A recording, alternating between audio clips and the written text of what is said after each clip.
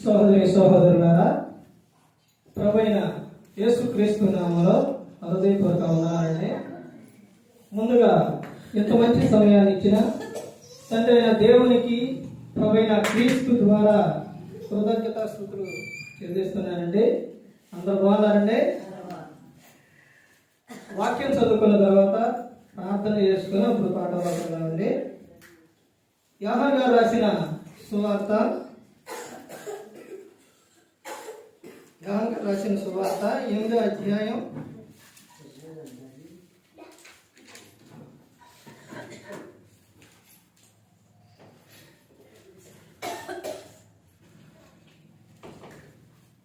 44వ వచనం.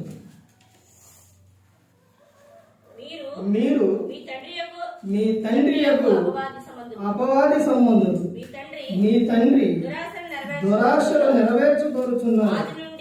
ఆది నుండి వాడు నరహంతకుడై ఉండి సత్యమందు నిలిచిన వాడు కాడు.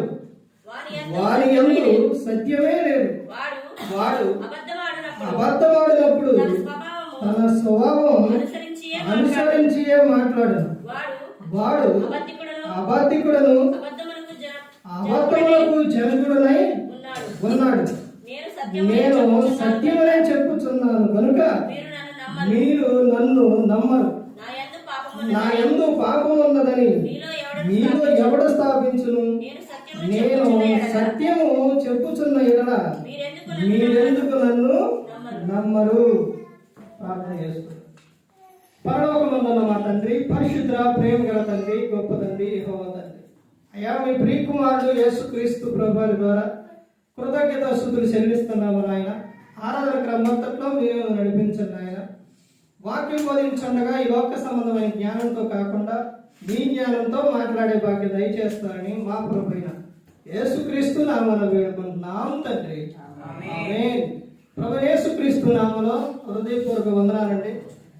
దేవుని కుమారుడు యేసుక్రీస్తు ప్రభువారు ఈ లోకానికి వచ్చిన తర్వాత పరలోక రాజ్యం సమీపిస్తుంది కనుక మారు మనసు పొందమని ప్రకటింప మొదలుపెట్టారు. ఈ లోకంలోని ప్రతి ఒక్క వ్యక్తికి కావలసింది ఏంటంటే మారు మనసు. మారు మనసు లేకుండా ఈ లోకంలో నీ క్రియలు మారవు. మారు మనసు లేకపోతే పరలోకానికి చేరవు. అందుకనే దేవుడు చెబుతున్న విషయం ఏంటంటే మారు మనసు పొందు. యోహాను గారు చెప్పిన విషయం కూడా అదే. యేసుక్రీస్తు ప్రభువారు సువార్తకు వెళ్లే ముందు చెప్పిన విషయం కూడా అదే. శిష్యులను పంపుతూ చెప్పిన విషయం కూడా అదే. చివరిగా ప్రకటన గ్రంథంలో కూడా, అన్ని పుస్తకాల చివరి పుస్తకం ఏది? ప్రకటన గ్రంథం. అందులో కూడా చెప్తున్న విషయం ఏంటంటే నీకు నేను అవకాశం ఇస్తున్న మారు మనసు పొందు. ఇప్పుడు పాఠం పేరు రాసుకోండి. నీ జీవితాన్ని ప్రభువుకు అప్పగించు. ఎలా? నీ జీవితాన్ని ప్రభువుకు అప్పగించు. మనిషి యొక్క జీవితం ఎవరి చేతిలో ఉందంటే దేవుని చేతిలో ఉంది.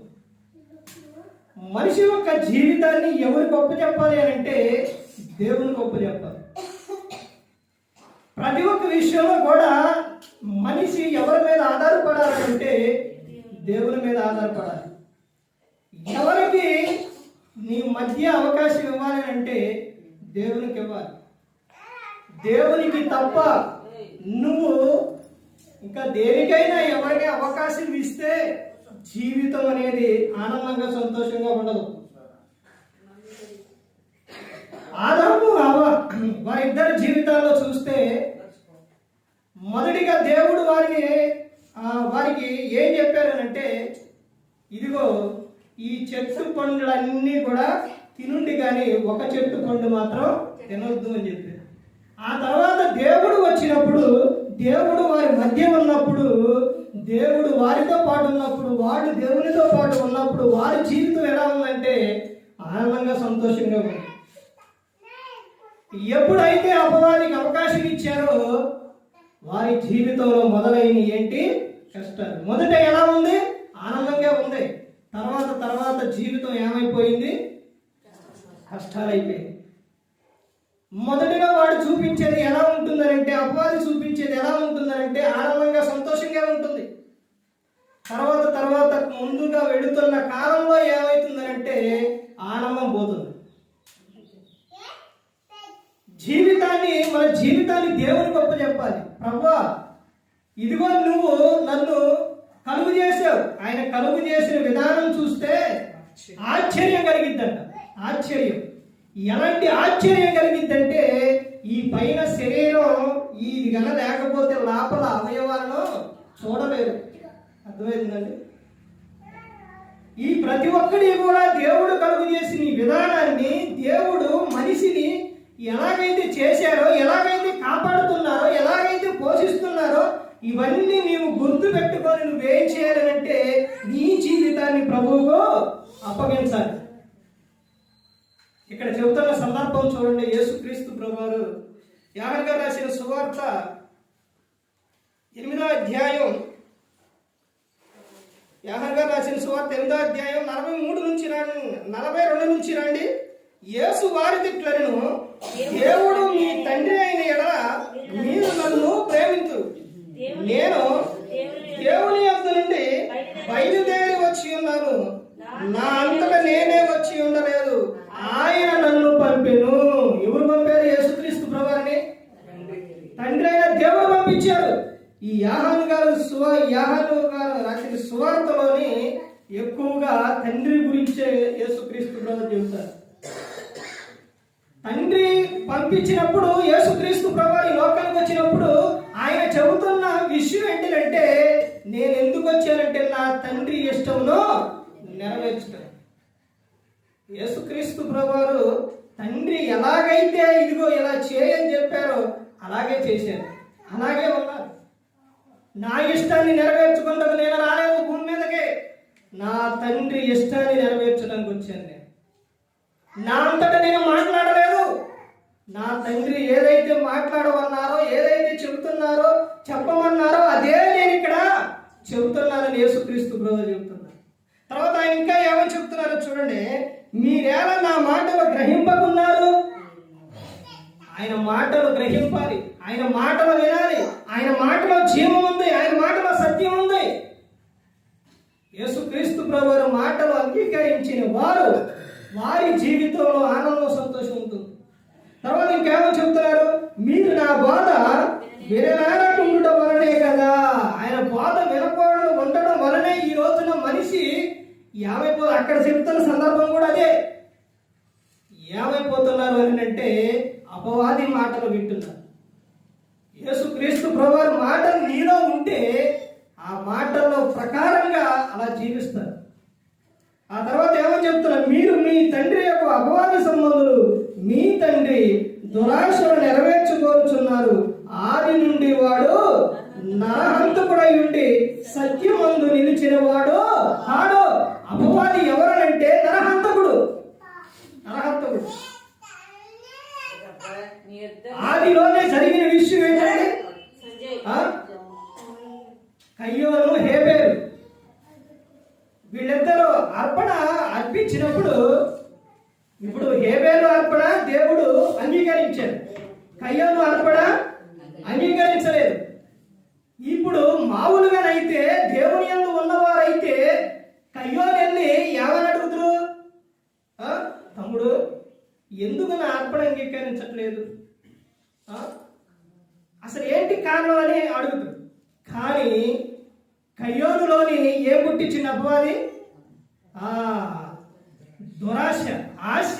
ఎలాంటిదంటే తమ్ముడిని హత్య చేసే వరకు అలాంటి ఆలోచన, పగ, ద్వేషం, అసూయ, కక్ష ఇవన్నీ ఏమైపోతాయి అంటే ఒకదాని తర్వాత ఒకటి హత్య చేయడానికి వెళ్ళిపోతాయి. అందుకని దేవుడు చెప్తున్న విషయం ఏంటంటే కోపపడుడు కానీ పాపము చేయబడే. మీ కోపం సూర్యుడు అస్తమించు వరకే ఉండాలి అని చెప్తున్నాడు. తర్వాత ఏమైంది అని అంటే దేవుడు చెప్తున్న విషయం అదే. అలా పెట్టుకుని నువ్వు పడుకుంటే ఏమైపోతుందంటే నీ దేహం అంతా కూడా పాయిజన్ అయిపోయింది. కోపం ద్వేషం అయింది, ద్వేషం అసూయ అయింది, అసూయ కక్ష అయింది, కక్ష హత్య చేసే వరకు వెళ్ళిపోయి అసలు నీ జీవితంలో సంతోషం ఉండదు. క్షణం క్షణం క్షణం క్షణం రగిలిపోతుంటావు. ఎవరి మీద అయితే కోపం పెట్టుకుంటావు వారి విషయాలు. అందుకని అపవాది సంబంధులు అపవాది మాటలు వింటే వాడు ఎలాంటి వాడు అనంటే నరహత్య చేయించేవాడు. వాడు సత్యమందు నిలిచిన వాడు కాడు. సత్యం వాడిలో లేదు. అందుకనే వాడు ఏం చేస్తారంటే అబద్ధాలు ఆడతారు, అబద్ధాలు చెప్పిస్తారు. ఆ తర్వాత ఇంకా చెబుతున్న విషయం ఏంటంటే చూడండి, వాని యందు సత్యమే లేదు. వాడు అబద్ధం వాడినప్పుడు తన స్వభావం అనుసరించి మాట్లాడును. వాడు అబద్ధికుడును అబద్ధములకు జనకుడనై ఉన్నాడు. అబద్ధానికి జనకుడు ఎవరనంటే అపవాది. నీ జీవితాన్ని ప్రభువుకు ఎలా అప్పగించాలని చెబుతూ ఉన్నారనంటే సత్యమందు నువ్వేం చేయాలి? నిలిచి ఉండాలి. అసత్యమందు నిలిచి ఉండాలి. ఇంకా నీ జీవితాన్ని ప్రభువుకు ఎలా అప్పగించాలని గ్రంథం చెబుతూ ఉందనంటే అపోస్తలుడైన పౌలు గారు రోమీయులకు రాసిన పత్రిక,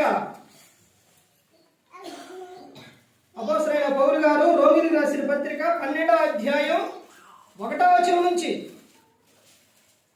కాబట్టి సహోదరులారా, పరిశుద్ధమును దేవునికి అనుకూలములైన సజీవ యాగముగా మీ శరీరమును ఆయనకు సమర్పించుకునుడని దేవుని వాత్సల్యమును బట్టి మిమ్మును బతిమాలుకొనుచున్నాను.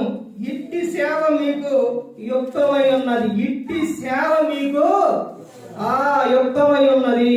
ఏంటి అనంటే చెబుతున్న విషయం అపోస్తలుడైన పౌలు గారు రోమా పట్టణానికి చెబుతున్న విషయం ఏంటంటే, కాబట్టి సహోదరులారా మీరు ఎలా ఉండాలి అని చెబుతున్నారంటే పరిశుద్ధమును దేవునికి అనుకూలములైన సజీవ యాగముగా పూర్తిగా మీ దేహం మీ శరీరమును ఏమని చెబుతున్నారు?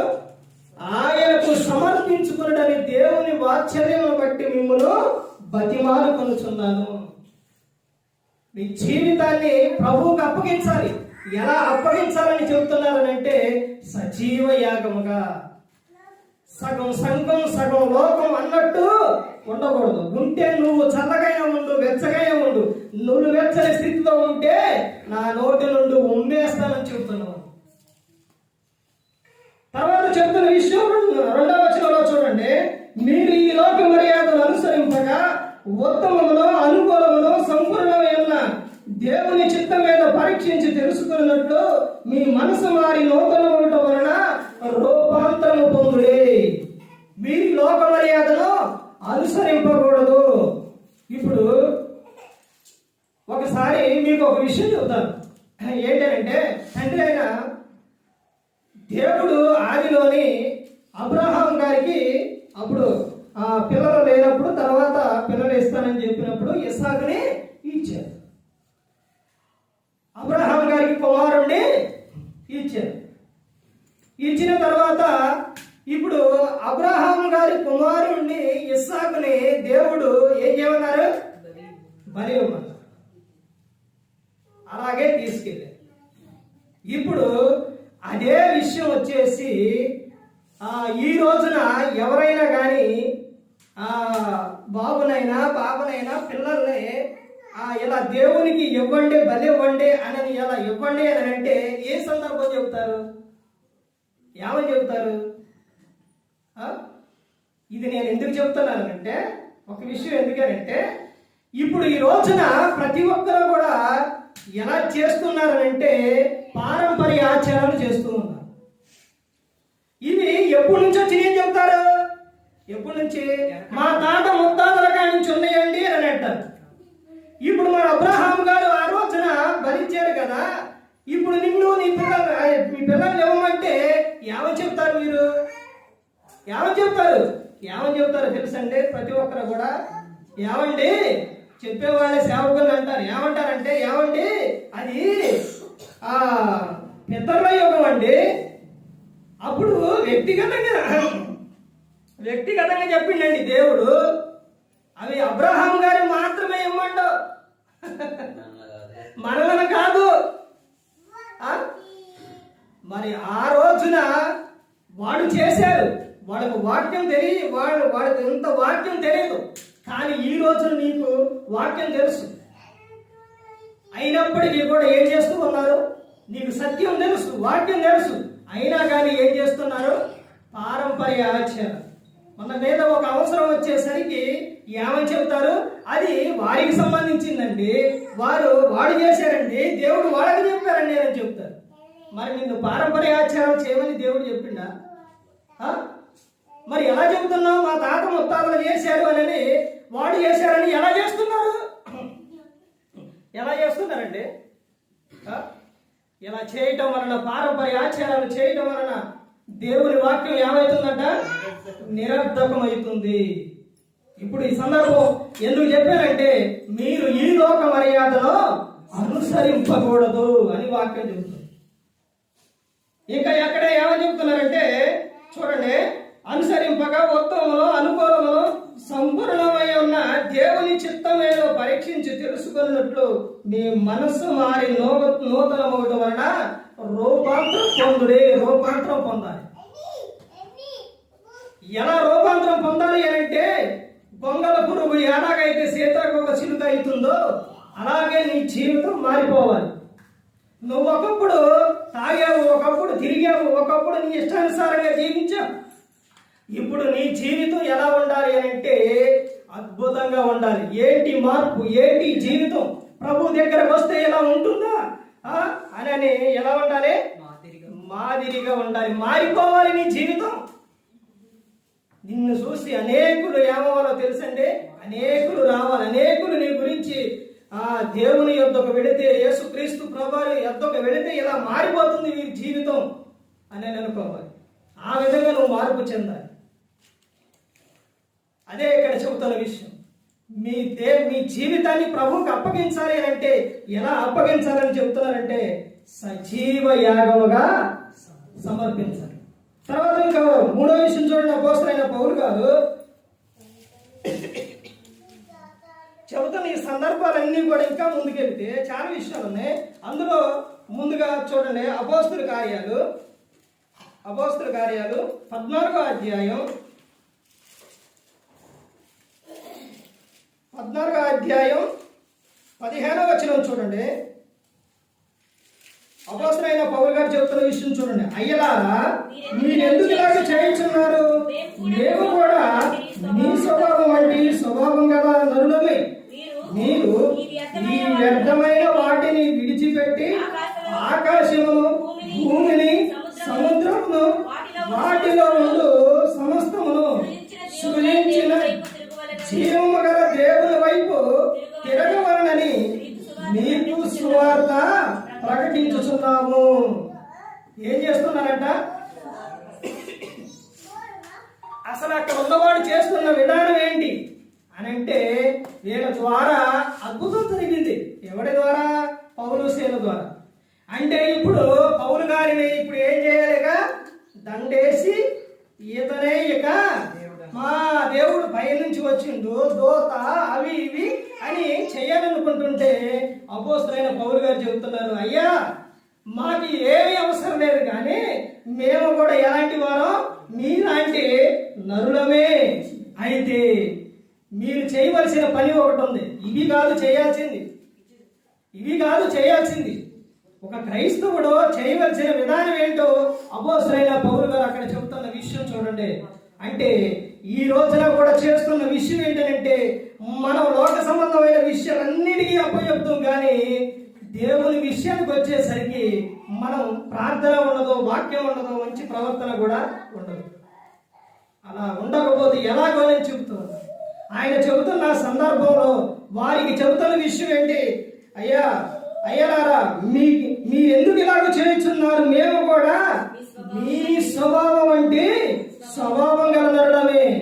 మీరు ఈ వ్యర్థమైన వాటిని విడిచిపెట్టి ఆకాశమును, భూమిని, సముద్రమును, వాటిలో ఉండు సమస్తమును సృజించిన జీవము గల దేవుని వైపు తిరగవలనని మీకు సువార్త ప్రకటించుచున్నాము. ఎవరి వైపు తిరగాలి? దేవుని వైపు తిరగాలి. దేవుని వైపు తిరిగినప్పుడు ఎలా ఉంటుందో ఇక్కడ చెబుతూ ఉన్నారు. అయ్యా, ఈ సృష్టిని చేసిన ఆయన సృష్టిలో ఉన్న వాడిని కాదు పూజించేది, సృష్టికర్తను పూజించండి, ఆయన వైపు తిరగండి. అదే మేము ప్రకటిస్తున్న సువార్తనని అపోస్తలుడైన పౌలు గారు చెబుతున్నారు. ప్రభువుకు మన జీవితాన్ని ఎలా అప్పగించాలి అని అంటే వ్యర్థమైన వాటి నుండి ప్రభువుకు జీవితాన్ని ఏం చేయాలి? అప్పగించాలి. ఆ వ్యర్థమైన వాటిని అన్నిటిని వదిలిపెట్టి ప్రభువు వైపు తిరగాలి అనేది ప్రభువు చెబుతున్నారు. తర్వాత ఇంకా చెబుతున్న విషయం అపోస్తలుడైన పౌలు గారు రోమీయులకు రాసిన పత్రిక 6వ అధ్యాయం, రోమీయులకు రాసిన పత్రిక 6వ అధ్యాయం 6వ వచనం నుంచి చూడండి.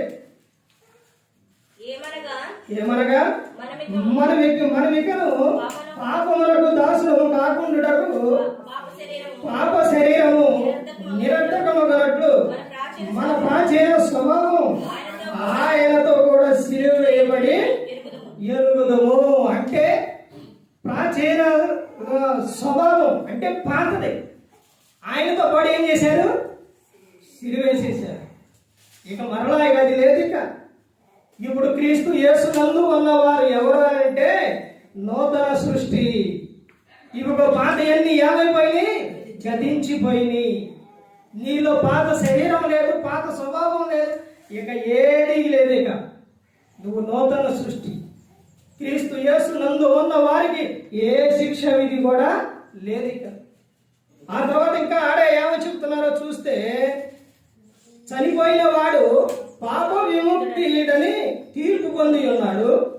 మనము క్రీస్తుతో కూడా చనిపోయిన ఎడల మృతుల నుండి లేచిన క్రీస్తు ఎకను చనిపోడనియు మరణములకు ఎకను ఆయన మీద ప్రభుత్వం లేదనియు ఎరిగి ఆయనతో కూడా జీవించుమని నమ్ముచున్నాము.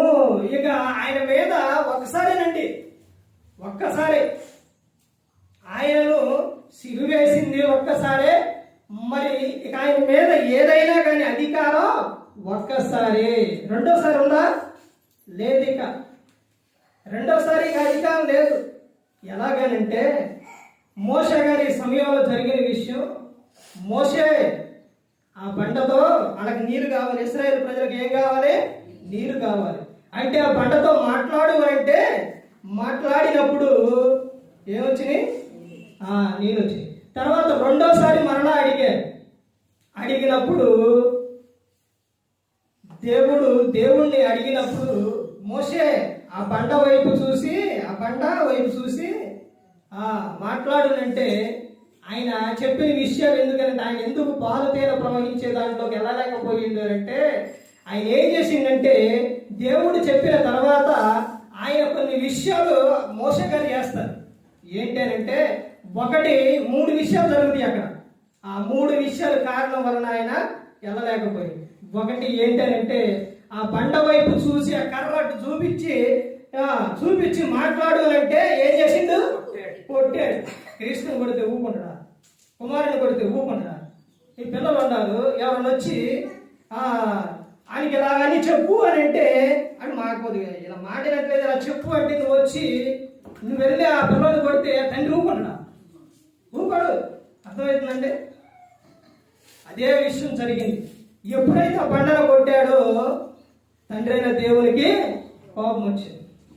రెండో విషయం ఏంటంటే ఒకటి తన ప్రజలను, ఎవరి ప్రజలనే? వాళ్ళందరూ దేవునికి మొరపెట్టుకుంటే వాళ్ళందరినీ విడిపించి తండ్రి అయిన దేవుడు తీసుకొచ్చింది ఎవరు? దేవుడు. వాళ్ళందరినీ కాపాడుతుంది ఎవరు? దేవుడు. కానీ ఇక్కడ ఆయన ఏమన్నాడంటే ద్రోహులారా, ఏమన్నా? ద్రోహులారా, ఇందులో నుంచి నేను మీకు నీళ్లు రప్పించాలా అని అన్నాడు. తన ప్రజలు ఒకటి బండన కొట్టిండు, రెండోది ఏంటనంటే ఒకటే వాళ్ళు తిట్టిండు, మూడోది ఏంటనంటే తన్ను తాను హెచ్చించుకోండి. అంటే నేను అందులో నుంచి నీళ్లు రప్పించాలనంటే మోషే గారు రప్పించేది? ఎవరంటే నీళ్ళు ఇచ్చేది? దేవుడు. సేవకుడైనా ఎవరైనా కానీ ప్రాధాన్యత ఎవరికి ఇవ్వాలంటే దేవునికే. నువ్వు ఎంత గొప్ప సేవకుడు అయినా సరే, నువ్వు ఎంత ఇదిలో ఉన్నా సరే, నువ్వు ఎంత అధికారం కలిగిన ఎవరైనా సరే దేవునికి మొదటి స్థానం. దేవుణ్ణి ఎప్పుడు కూడా మర్చిపోకూడదు. మోషే గారు ఇందులో నుంచి నేను మీకు నీళ్లు రప్పించాలా అని అన్నారు. అంటే మోషే గారు రప్పించేది మోషే గారు కాదు. ఎవరు రప్పించేది? దేవుడు రప్పించేది. అందుకనే ఈ సందర్భాలు జరిగిన మొత్తం కూడా చదివితే మీకు తెలుస్తుంది. ఈ సందర్భాలు జరిగినప్పుడు అప్పుడు తండ్రి అయిన దేవుడు మోషే, నువ్వు పాలు తేనె ప్రవహించే దాంట్లోకి వెళ్ళలేవని చెప్పారు. యేసు క్రీస్తు ప్రభువారి మీద అధికారం, ప్రభుత్వం అయినా ఏదైనా అది ఒక్కసారే, మరలా ఇక లేదిక. రెండోసారి కొట్టే అధికారం కానీ సిరివేసే అధికారం కానీ అవేవి కూడా ఇక లేవు. అదే చెబుతున్నారు. తర్వాత ఇంకా చూడండి ఏమని చెబుతున్నారు. 10వ వచనం, అనగా ఆయన చనిపోవడం చూడగా పాపం విషయమై ఒక్క మారే చనిపోయిన కానీ ఆయన జీవించడం చూడగా దేవుని విషయమై జీవించుచున్నాడు. అందరి పాపాల నిమిత్తం ఒక్కసారి ఆయన చనిపోయాడు. ఇప్పుడు ఆయన ఎలాగున్నారంటే దేవునితో పాటు ఆయన జీవిస్తూ ఉన్నారు. ఆ తర్వాత ఇంకా చూడండి, ఇంకా మొత్తం 13 వరకు ఏమంటే ఇంకా చెబుతున్న విషయం, అటువలే మీరు పాపం విషయమై మృతులుగాను దేవుని విషయమై క్రీస్తు యేసునందు సజీవులుగాను మిమ్మల్ని మీరే ఎంచుకొనండి. ఎలా ఎంచుకోవాలంట?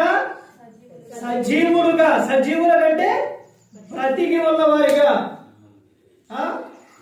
ఇప్పుడు ఆదాం గారు అవ్వమ్మ వాళ్ళు పాపం చేశారంటే ఆజ్ఞ అతిక్రమించారు. అక్కడ ఏమని రాయబడుతుంది? వాళ్ళు ఏమైపోయారు?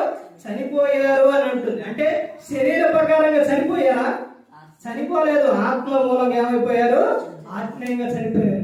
ఆత్మీయంగా ఒక వ్యక్తి చనిపోతే తాను చేసే క్రియలు కానీ అవన్నీ కూడా ఎలా ఉంటాయంటే లోక సంబంధంగా ఉంటాయి. మనిషి కాదు, ఆత్మను ఏం చేస్తున్నారు? హత్య చేసేస్తున్నారు. తర్వాత ఇంకా చెప్తున్న విషయం చూడండి, ఏమని చెప్తున్నారు? కాబట్టి శరీర దురాశకు లోబడినట్లుగా సావునకు లోనైన మీ శరీరమందు పాపములో యారనీయకుడే. మీ శరీరమందు పాపం ఇక యారకూడదు. పాపానికి ఒక్కసారి అవకాశం ఇస్తే నీ దేహం అంతా కూడా చెడగొడుతుంది. సాతానికి నీ దేహంలోకి దీనికి ఇంత కూడా చోటు ఇవ్వకూడదు. ఏ ఒక్కదానికైనా చోటిచ్చావు మొత్తాన్ని దేహం అంతా కూడా పాడు చేస్తాడు. ఏం కాదండి, నోరే కదా అని ఇస్తే ఏమైతుందో తెలుసా? నీ భక్తి అంతా పోతుంది. ఏం కాదండి, చిన్న చూపే కదా అంటే ప్రవక్తలు వాళ్ళు రాజులు కానీ వీళ్ళందరూ కూడా ఏమైపోయారు? చూపుకి అవకాశం ఇచ్చి దావీదు గారు కానీ సంసోను గారు కానీ వీళ్ళందరూ ఏమైపోయారు? వారి సంసోను గారి దేహం ఏమైపోయింది? ఏమైపోయిందంటే ఏ కళ్ళతో అయితే చూశారు ఆ కళ్ళే పీకేశారు. చూశారంటే అంటే పాపము మన దేహంలోని పాపాన్ని ఏలనీయకూడదు. పాపానికి అవకాశం అనేది ఇవ్వకూడదు. తర్వాత ఇంకా చెబుతున్న విషయం చూడండి, మరియు మీ అవయవాలను దుర్నీతి సాధనములుగా పాపములకు అప్పగింపకుడి. అయితే మృతుల నుండి సజీవులు అనుకొని మిమ్మల్ని మీరే దేవునికి అప్పగించుకొనుడి. మీ అవయవాలను నీతి సాధనములుగా దేవునికి అప్పగించుడే. ఎలా అప్పగించాలంట? నీతి సాధనములుగా అప్పగించాలి దేవునికి. మన జీవితాన్ని ఎలా అప్పగించాలని చెప్తున్నారనంటే నీతి సాధనాలుగా దేవునికి అప్పగించాలి. మనలో పాపానికి అవకాశం అనేదిగా లేనే లేదిక. తర్వాత చెప్తున్న ఇంకా విషయం ఇంకా ముందుకెళ్తే 8వ అధ్యాయం చూడండి. రోమీయులకు రాసిన పత్రిక 8వ అధ్యాయం 8వ వచనం నుంచి చూడండి. కాగా శరీర స్వభావం గలవాడు దేవుణ్ణి సంతోష పరచనేరు. శరీర స్వభావం కలిగిన వాళ్ళు శరీరేచ్ఛలు అవి చేయాలని చూస్తారు కానీ దేవుణ్ణి సంతోషపరచాలని చూడలేదు. తర్వాత ఇంకా ఏమో చెప్తున్నారు చూడండి. దేవుని ఆత్మ మీలో నివసించుచున్న ఎడల మీరు ఆత్మ స్వభావం గలవారే గాని శరీర స్వభావం గలవారు కాదు. ఎవడైనను క్రీస్తు ఆత్మ లేని వాడైతే వాడాయన వాడు కాడు అని చెప్తారు. మీరు ఏమని చెప్తున్నారు? దేవుని ఆత్మ మీలో నివసించుచున్న ఎడల మీరు ఆత్మ స్వభావం గలవారు. దేవుడు మీలో ఉంటే మీలో కనపడుతుంది ఏమిటి అంటే శరీర కార్యాలు కాదు. ఏ కార్యాలు కనబడతాయి? ఏం కనబడతాయి మీలో? శరీర కార్యాలకి ఇంకొకటి ఉంది తెలుసండి. ఏంటది? ముందు 19లో ఏమున్నాయి? ఎక్కడ ఉంది ఈ విషయం? అపోస్తలుడైన పౌలు గారు గలతీయులకు రాసిన పత్రిక 5వ అధ్యాయం 19వ వచనం ఏం కనబడుతుంది అక్కడ? శరీర కార్యాలు కనబడతాయి. 22లో ఏం కనబడతాయి? ఆత్మ ఫలాలు కనబడతాయి. దేవుని ఆత్మ మీలో ఉన్నప్పుడు మీలో కనబడేది ఏంటి అంటే ఆత్మ ఫలాలు. దేవుని ఆత్మ అంటే క్రీస్తు ఆత్మ మీలో లేనప్పుడు మీలో కనబడుతుంది అంటే శరీర కార్యాలు. తర్వాత ఇంకా చూడండి ఏమని చెప్తున్నారు? దేవుని ఆత్మ మీలో నివసించుతున్న ఎడల మీరు ఆత్మ స్వభావం గలవారే కానీ శరీర స్వభావం గలవారు కాదు. ఎవడైనను క్రీస్తు ఆత్మ లేని వాడైతే వాడాయన వాడు కాడు. 10వ వచనం క్రీస్తు మీలో ఉన్న ఎడల నీ శరీరం పాప విషయమై మృతమైనది కానీ నీ ఆత్మ నీతి విషయమై జీవము కలిగి ఉన్నది. క్రీస్తు మీలో ఉంటే మీరు ఏం కలిగి ఉన్నవారంటే జీవము కలిగిన వారు. మీలో జీవం ఉంటుంది. అదే చెబుతున్న సందర్భంలో యోహాను గారు రాసిన సువార్తలో 6వ అధ్యాయంలో చెబుతారు కదా, ఆయన శరీరం రక్తం తీసుకున్న వారిలో ఏముంటుందనంటే ఆయన నివసిస్తారు, జీవం ఉంటుంది. అంత్య దినమున ఏం చేస్తారు? ఆయన మిమ్మలను లేపుతారు అని చెబుతున్నారు. తర్వాత ఇంకా ముందుకెళ్తే ఇంకా చూడండి, ఇంకా 2 విషయాలు చూసి ముగించుకుందాం. అపోస్తలుడైన పౌలు గారు ఎఫెసీయులకు రాసిన పత్రిక 4వ అధ్యాయం 22వ వచనం నుంచి చూడండి.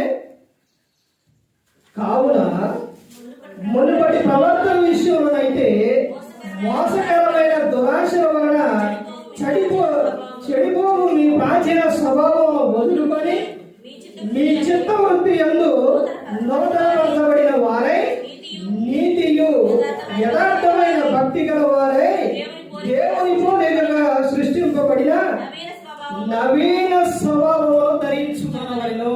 ఏ స్వభావం ధరించుకోవాలి? నవీన స్వభావం, మంచి స్వభావం ధరించుకోవాలి. ప్రాచీన స్వభావం అది గడిచింది, అయిపోయింది. పాతది అయిపోయింది. అది వద్దు. మునుపటి వాటిని జ్ఞాపకం చేసుకొనకుడి. వద్దిగా ప్రవర్తన వద్దు, అయ్యొద్దు, ఆలోచన వద్దు, ఏది వద్దిగా. దేవుడు నీకు నూతన జీవితాన్ని ఇచ్చారు. నూతన సంవత్సరం ఎలాగో అలాగే దేవుడు నీకు ఏమి ఇచ్చారు? నూతన జీవితాన్ని ఇచ్చారు. ఇక నీకు కనబడవలసింది ఏంటంటే నవీన స్వభావం నీలో కనబడాలి అని చెబుతూ ఇంకా ముందుకెళ్ళండి. మనము ఒకరికొకరు అవయవములై ఉన్నాము కనుక మీరు అబద్ధమాడటం మాని ప్రతివాడు తన పొరుగు వారితో సత్యమే మాట్లాడవలను. తర్వాత పాపపడుడి కానీ పాపం చేయకుడి. సూర్యుడు అస్తమించే వరకు మీ పాపం నిలిచి ఉండకూడదు. అపవాదికి చోటీకుడి. దొంగిల వాడు ఇక మీదట దొంగిలిగా అక్కర గల వానికి పంచిపెట్టుటకు వీలు కలుగు నిమిత్తం తన చేతులతో మంచి పని చేయొచ్చు కష్టపడవలను. ఏం చేయాలంట?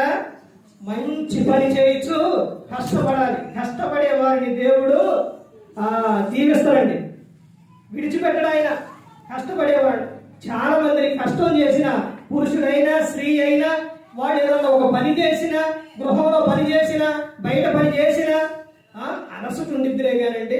కానీ దాన్ని తీసుకొచ్చి ఎవరి మీద పెడతారు? కుటుంబాల మీద పెడుతూ ఉంటారు.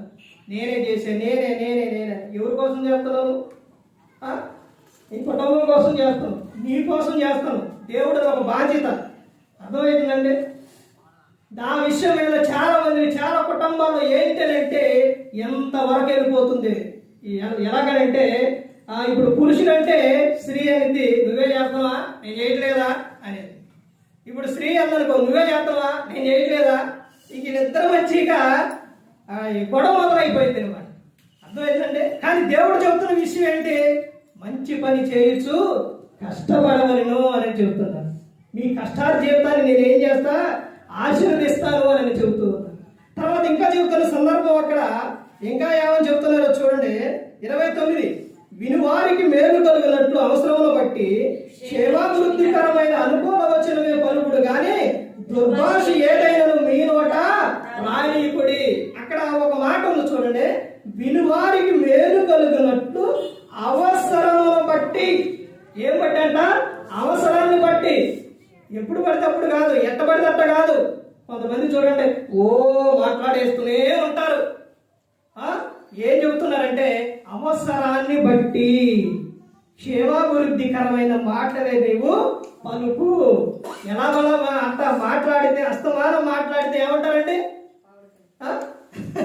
రకరకాలు అనుకుంటారు. అర్థమవుతుందండి? తర్వాత ఇంకా చెబుతున్న విషయం చూడండి. ఏం చెబుతున్నారు?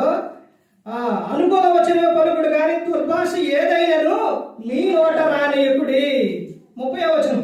దేవుని పరిశుద్ధాత్మను దుఃఖపరచుకొని విమోచన దినం వరకు ఆయన యందు మీరు ముద్రింపబడి ఉన్నారు. పరిశుద్ధాత్మ ఏం చేయకూడదంట? దుఃఖపరచకూడదు. యేసుక్రీస్తు ప్రభువు చెబుతున్న విషయం, మనుషు కుమారునికి విరోధంగా మాట్లాడు వాయిలకైన పాప క్షమాపణ కలదు కానీ పరిశుద్ధాత్మలకు దుఃఖపరచు వాడికి, అంటే వ్యతిరేకంగా మాట్లాడు వానికి ఈ యుగబంధైనలో రాబో యుగబంధైనలో పాప క్షమాపణ లేదు అని చెప్పారు. ఇక్కడ అపోస్తలుడైన పౌలు గారు ఏమని చెబుతున్నారు? పరిశుద్ధాత్మను దుఃఖపరచుకుడి అనేది చెబుతున్నారు. అర్థమైందండి?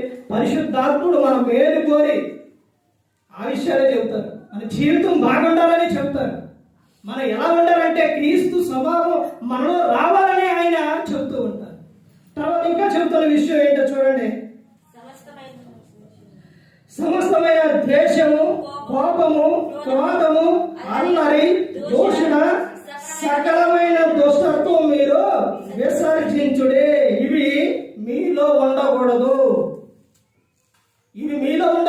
వీటినన్నిటిని ఏం చేయాలని చెబుతున్నారనంటే విసర్జించేయాలి, వదిలిపెట్టేయాలి వాటిని. క్రైస్తవుడు అంటే అలా ఎలా ఉండాలి కింద చెబుతున్నారు చూడండి. ఒకరి ఎడల ఒకడు దయగలిగి కరుణాహృదయులై క్రీస్తునందు దేవుడు మిమ్మును క్షమించిన ప్రకారం మీరు ఒకరినొకరు క్షమించుడి అని చెబుతున్నారు. ఏం కలిగి ఉండాలంటే దయగలిగి ఉండాలి, దయగలిగి ఉండాలి. ఈ సందర్భంలో ఎన్నో విషయాలు యేసుక్రీస్తు ప్రభువు చెప్పారు.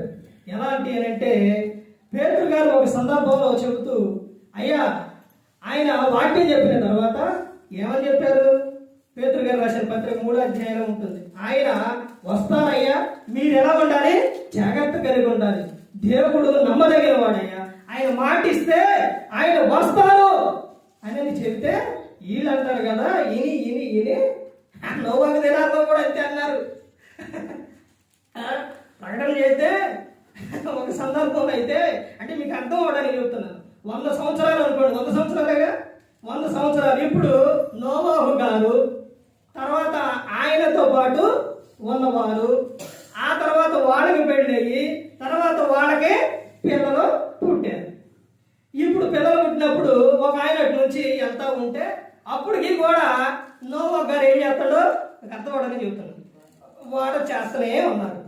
ఇప్పుడు వెళుతూ ఉంటే ఈ పక్కన ఉన్న పిల్లోడు ఎవరు? నోవాహు గారితో పాటు ఉన్న ఆయన పెళ్ళయ్యి, తర్వాత ఆయనకి ఆ కొడుకు పెళ్ళయ్యి, అట్ట ఆ కుమారుడు వెళ్తా వీళ్ళిద్దరు వెళ్తుంటే తాత ఆ తాత ఏం చేస్తుందంటే, ఆ తాత ఎప్పుడు మీ నా అప్పుడు అంతే చేసిండు, అప్పుడు అంతే చేస్తుండు, ఇప్పుడు ఇంకా కడతనే ఉండవు అని చెప్పుకునే సందర్భాలు కూడా ఉండొచ్చు. అర్థమవుతుందండి? కానీ అన్ని సంవత్సరాలు దేవుడు వాళ్ళకి అవకాశం ఇచ్చినా కానీ వాళ్ళు మారలేదు. ఎక్కడ కూడా చెబుతున్న సందర్భం అదే. తర్వాత పేతురు గారు చెబుతున్న విషయం ఏంటి? ఆయన వస్తారయ్యా, ఆయన రాకడ ఉంది, వస్తారు, సిద్ధపడం అంటే ఏడయ్యా? ఎప్పుడు చెబుతూనే ఉన్నారు, మీరు చెబుతూనే ఉన్నారు. ఎప్పుడు వస్తారు ఆయన? ఎప్పుడు వస్తారయ్యా? అందుకు ఆయన చెబుతున్నారు, ఏమని చెప్తున్నారంటే, అయ్యా ఆయన మాటిస్తే నమ్మదగిన ఆయన, వస్తారయ్యా. కానీ ఆయన ఆలస్యం ఎందుకు చేస్తున్నారనంటే అందరూ అంతటను ఏం పొందాలంట? మారు మనసు పొందాలని అందరి పట్ల ఏం కలిగి ఉన్నారంట? దీర్ఘశాంతం కలిగి ఉన్నారు. దీర్ఘశాంతం.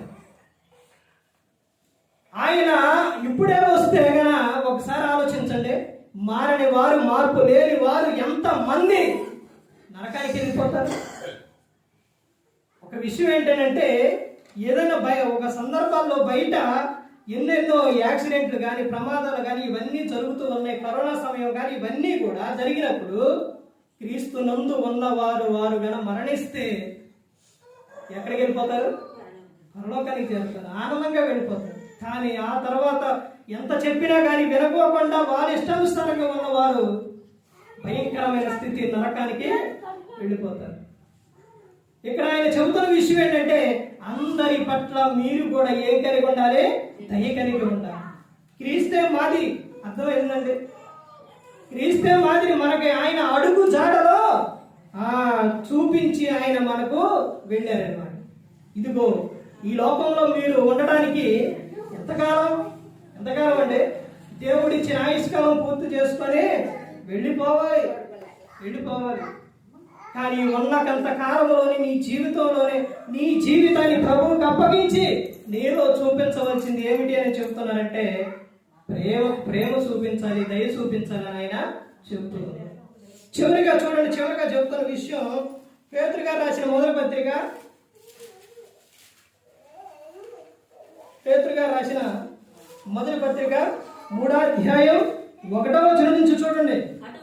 అటువలే స్త్రీలారా మీరు మీ స్వపురుషులకు లోబడి ఉండుడి. ఎలా ఉండాలంట? ఇక్కడ ఒక పదం అప్పగించారు. ఏంటా పదం? ఎవరికి పడితే వాళ్ళకి కాదు. ఎవరికంట? నీ స్వపురుషులకు, నీ భర్తకు నువ్వేమై ఉండాలి? లోబడి ఉండాలి. నేను నా భర్తకు లోబడనండి, నేను ప్రార్థనకి వెళ్తా, ప్రార్థన చేస్తా, నేను అన్నీ చేస్తాను, కానీ నా భర్తకు నేను లోబడి ఉండను అని అంటే అది భక్తి కాదే. గ్రంథం ఏం చెబుతుందంటే, నువ్వు స్వపురుషులకు నువ్వేమై ఉండాలంట? లోబడి ఉండాలి. ఆయన చెప్పినట్టు వినాలి. ఆ తర్వాత ఇంకా చెప్తున్న విషయం ఏంటంటే, కింద చూడండి ఏమని చెప్తున్నారు. అందువలన వారిలో ఎవరైనా వాక్యములకు అవిధేయులైతే వారు భయముతో కూడిన మీ పవిత్ర ప్రవర్తన చూసి వాక్యము లేకుండానే తమ భార్యల నడవడి వలన రాబట్టబడవచ్చు. ఏంటంట? నీ ప్రవర్తన ద్వారా ఏం కలిగిద్దని చెబుతున్నారు? భయం. అదే చెబుతున్నారు చూడండి.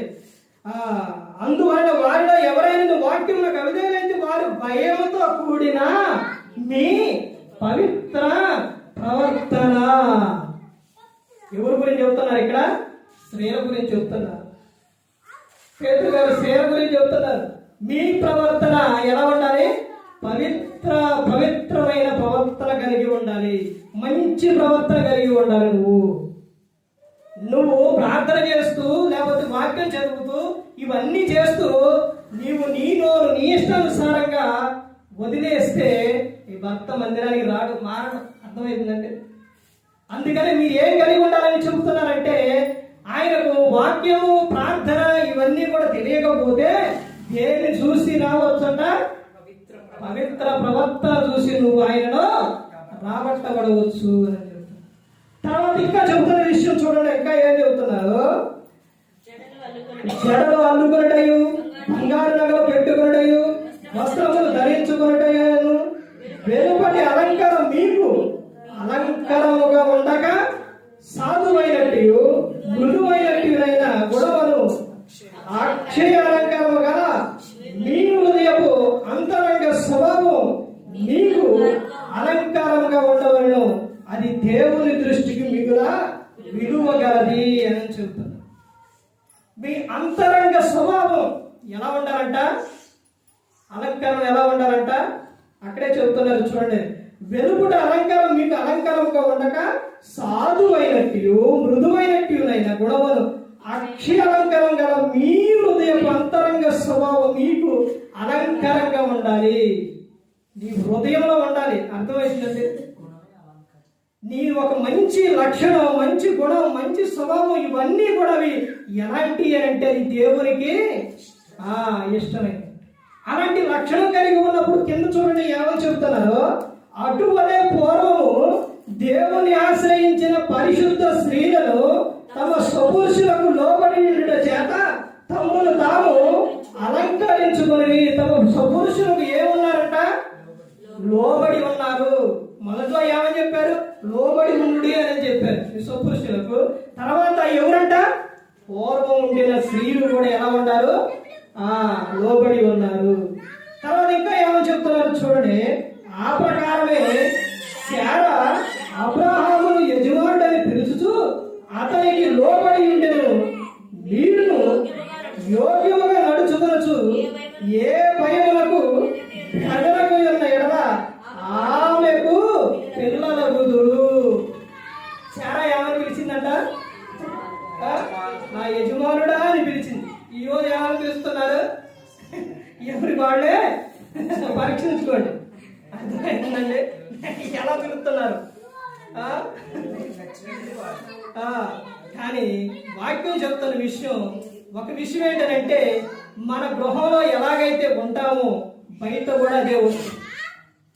మనం ఏదైతే కలిగి ఉంటామో లోపల బయట కూడా అదే సందర్భం వచ్చింది. అందుకని ప్రతి ఒక్కరు కూడా గమనించుకోవాల్సిన విషయం ఏంటంటే ఇక్కడ చెప్తున్న విషయం, మన జీవితాన్ని ఏం చేయాలంటే ప్రభువుకు అప్పగించాలి. ఎలా అప్పగించాలంటే సత్యమునందు ఉండాలి నీవు. తర్వాత సజీవ యాగముగా మీ శరీరం ఆయనకు సమర్పించాలి. తర్వాత మూడో విషయం ఏంటంటే వ్యర్థమైన వాటిని విడిచిపెట్టి ఆయనకు మీ జీవితాన్ని అప్పగించాలి. తర్వాత మీ అవయవములు దేవునికి ఏం చేయాలంట? అనుకూలంగా ఉండాలి. అంటే నీ అవయవాలు దేవునికి సమర్పించాలి. దేవునికి సమర్పించాలి అంటే నీలో ప్రతి ఒక్క అవయవం కూడా అది దేవునిది. అర్థమైందంటే మన అపరాధముల చేత పాపముల చేత చచ్చిపడి ఉన్నప్పుడు ఆయన క్రీస్తుతో కూడా మనల్ని లేపాడు, బ్రతికించాడు. అంటే ఇప్పుడు మన దేహము మనది కాదు. అర్థమైందండి? ఇవి ఎవరి అంటే దేవుని. ఇవన్నీ కూడా క్రీస్తు. ఇవన్నీ కూడా ఆయన వాళ్ళను కొనుక్కున్నారు. ఒక పిల్లవాడు పడవ గురించి చెప్పాను సందర్భం ఒకసారి మీకు చెప్పారా? చెప్పలేదండి. ఒక పిల్లవాడు పడవ చేసుకున్నట్ట చెప్పాను. అది నీళ్ళని ఆడుతూ ఉంటే కొట్టుకుపోయింది. నా పడవ పోయావా అని ఏడ్చుకొని ఇంటికి వెళ్ళింది. ఓసారి స్కూల్కి వెళ్తూ ఉంటే ఎక్కడ పాతేను సాగం కొట్లో కనపడ్డాడు. అప్పుడు గబగబా వెళ్ళి ఆ పడవ తీసుకొని నా పడవ దొరికేవని తీసుకొని వస్తూ ఉంటే ఆ షాపు వాడరు, బాబు ఏంటి అలా తీసుకెళ్తాను? అది అలా తీసుకెళ్ళకూడదు, అది పెట్టానంటే అయ్యా ఇది నా పడవయ్యా, నేను చేసుకున్న పడవ అంటే నువ్వు చేసుకున్న పడవైనా నీ పడవైనా అది మాకు, అది వేరే వాళ్ళకు దొరికింది, మాకేం చేశారు? అమ్మారు. అది నీకు కావాలంటే ఏం చేయాలి? కొనుక్కోవాలి, వెలగట్టి తీసుకెళ్ళి. అప్పుడు వెలగట్టి తీసుకుని వెళుతూ ఏమని పాట పాడిందంటే నేను చేసిన పడవ, నేను కొనుక్కున్న పడవ నా పడవ. అర్థమైందండి? ఇందులో ఉన్న అర్థం ఏంటి? దేవుడు మనలను చేశాడు. తర్వాత ప్రతి ఒక్కరు కూడా అపవాది క్రియలకు అపవాదికి ఇదైపోయారు. లోకంలో వాడు చెప్పిన మాటలు అవి చూసి ఈ చూసి అపవాదికి ఇదైపోయారు. ఇప్పుడు అపవాది ఏం చేస్తాడు? ఇప్పుడు దేవుడు వచ్చి వాడు నా ప్రజలు అంటే కాదు, నీ ప్రజలు కాదు ప్రభువా, వాళ్ళు నా ప్రజలు, వాళ్ళు నేను చెప్పినట్టు చేస్తున్నారు, వాళ్ళు వీళ్ళు నీకు కావాలి అంటే నువ్వేం చేయాలి? కొనుక్కోవాలి. అంటే ఆయన ధనం పెట్టి కొనలేదు, కానీ ఆయన అమూల్యమైన రక్తం చేత మనందరినీ కూడా ఆయన కొనుక్కున్నారు. ఇప్పుడు మన సొత్తు కాదు, మన సొత్తు